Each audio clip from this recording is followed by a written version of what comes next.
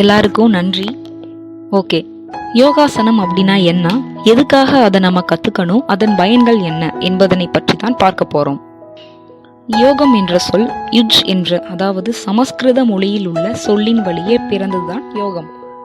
யோகம் என்றால் ஒருங்கிணைத்தல், அதாவது எல்லாவற்றையும் எந்தவித வேறுபாடும் இன்றி முழுமைப்படுத்துதல் என்றும் பொருள் கூறலாம். மக்கள் தம் உள்ளத்தையும் உடலையும் அடக்கிய அளக்கண்ட ஓர் அழகான அறிவியல் கலையாகும். யோக கலையை பல அறிஞர்கள் என்ன சொல்றாங்கன்னா சாகா கலை என்றும் கூறுகின்றனர்.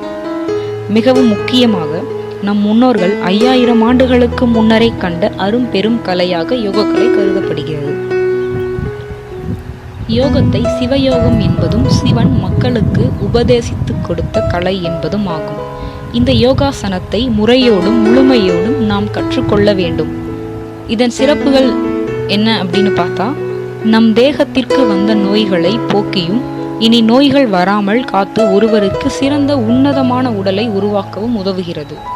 அன்றாடம் உடலில் உண்டாகும் கழிவுப் பொருட்களை வெகு விரைவாகவும் வெளிப்படுத்த இது சிறந்த முறையில் நமக்கு உதவுகிறது மற்றும் நீண்ட காலம் ஆரோக்கியமாக வாழ்வதற்கு துணை புரிகிறது இந்த அருமையான யோக கலை.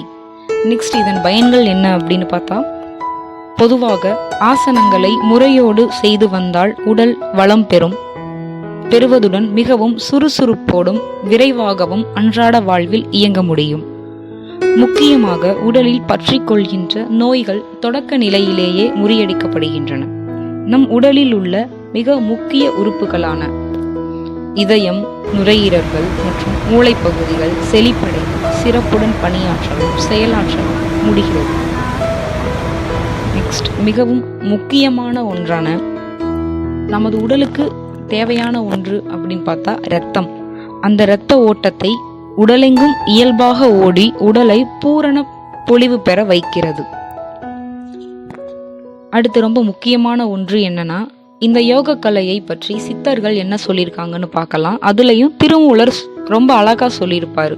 ஒரு பாடல் வரிகள்: உடம்பார் அழியில் உயிரார் அழிவர், திறம்பட மெய்ஞானம் சேரவு மாட்டார், உடம்பை வளர்க்கும் உபாயம் அறிந்தே உடம்பை வளர்த்தேன் உயிர் வளர்த்தேனே அப்படின்னு அழகா தெளிவா சொல்லியிருப்பாரு. யோகாசனத்தாலும் மூச்சு பயிற்சியாலும் பிராணாயாமத்தாலும் உடல் வலுப்பெறும் என்கின்றனர் சித்தர்கள். மேலும் இந்த யோகாசனத்தை 7 வயது முதல் ஆரம்பித்து வந்தால் நல்ல அழகான பலன்கள் கிடைக்கும். என்னன்னா, சிறு வயது முதல் ஒரு 7 வயசு இருக்கும் போதே நம்ம இந்த கலையை ஆரம்பிச்சாச்சுன்னா நல்ல ஒரு ரிசல்ட் கிடைக்கும் அப்படிங்கிறது மிகவும் உண்மை.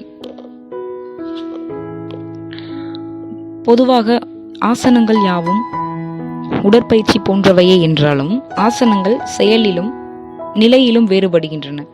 என்னன்னா, ஆசனங்கள் மற்றும் உடற்பயிற்சி இது ரெண்டுமே செயலாலும் நிலையாலும் வேறுபடுகின்றன.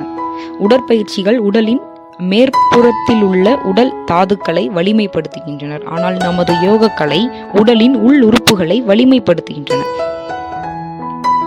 ஆசனங்கள் தொகையால் எண்ணற்றன. இதனை நம் திருமூலர் எப்படி சொல்றார்னா, பல்லாசனம் எண்ணிலா ஆசனம் என்று குறிப்பிடுகிறார்.